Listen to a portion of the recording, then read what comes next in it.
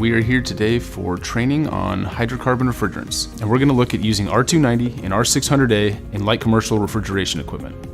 We're going to go over a few different topics today. We're going to look at legislation, why manufacturers have chosen to use natural refrigerants, the compressor changes, and then also the similarities between these compressors and the systems, how to stay safe when working on these systems, and then look at an actual compressor replacement.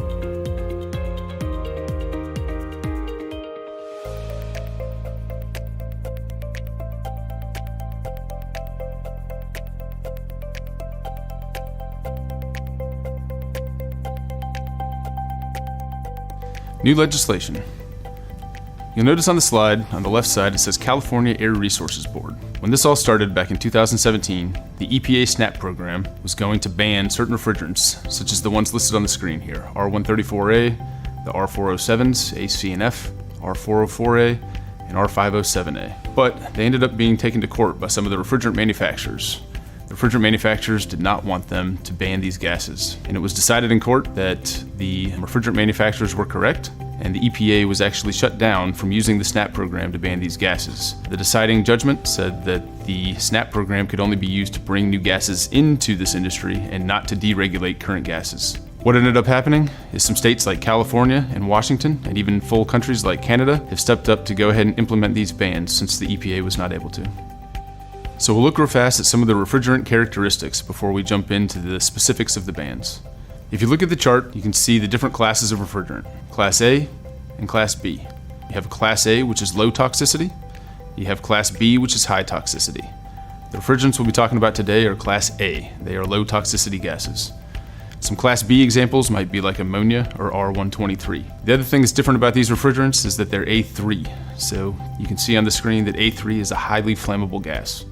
Most of the refrigerants that you're used to using the HFOs, HFCs, CFCs, HCFCs, all of these are A1 gases. So we're not used to working with flammable refrigerants. Some of the new gases outside of the flammable refrigerants we'll talk about today fit into the A2 class. But either way, all the new refrigerants fit into a class of flammable refrigerant. On the next chart here, we're looking at the state of California.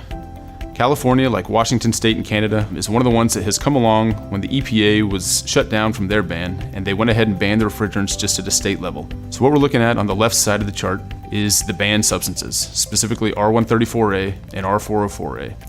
And if you look at the GWP, the global warming potential, R134A has a global warming potential of 1,430, and R404A has a global warming potential of 3,920. And what this means is that they can be 1,400 times or 3,900 times potentially worse for the environment than CO2.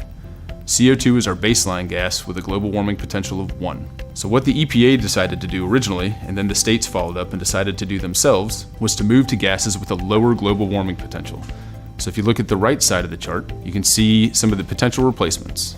So R450A, 513A, 1234YF, 600A, and R290 are all potential replacements for R134A. R450A and R513A both have a GWP at 600 or greater, and we kind of refer to them as interim gases. These will probably not be permanent, as they'll end up being banned just as the others have. But where the industry really decided to head was to look at gases like R600A and R290 because the global warming potential value is so low. Now if we look at R404A, the potential replacements are R448A, R449A, and then R290. So again, we have R290 down there in the category of A3. And when we look at R448A and R449A, they still have very high global warming potential. R448A and R449A are not going to be your final outcome refrigerants.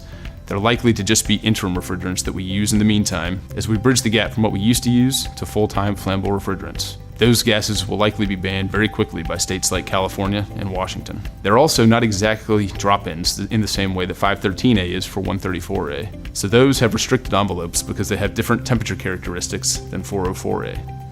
Finally, if you look at the chart, it'll show the dates of when California implemented these bans. They first started with the top three here, such as supermarket systems, on January 1st of 2019. And the final ban will be vending machines on January 1st of 2021. So what this means is all these gases cannot be used for new systems by these dates.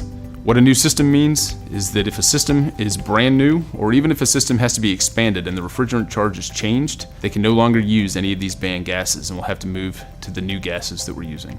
So this largely means new equipment, since you can't take R600A or R290 and retrofit it into old equipment. So we'll need to have new equipment out there for anything that is being newly installed or is being worked on or upgraded.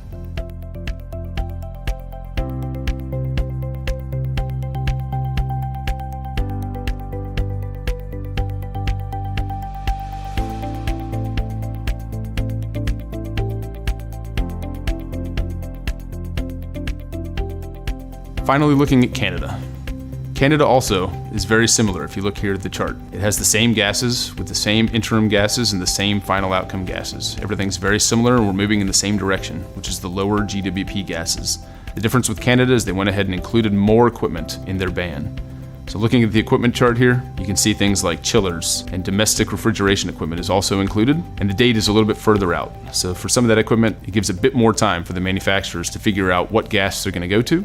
Another reason that some of the manufacturers moved towards flammable refrigerants is in 2017, the DOE energy standards came out, and they had very high new limits compared to what they were in 2010. An upright glass door freezer, for instance, needed to be 57% more efficient or consume 57% less energy in 2017 to meet those standards than it did in 2010. And for a horizontal solid door ice cream freezer, we had to be 53% more efficient or consume 53% less energy than we did in 2010. But now they needed to look at the entire system. So the entire system means things like the compressor, but also things like the refrigerant, as well as ECM motors and LED lighting and anything else that they could do to squeeze more efficiency out of these systems.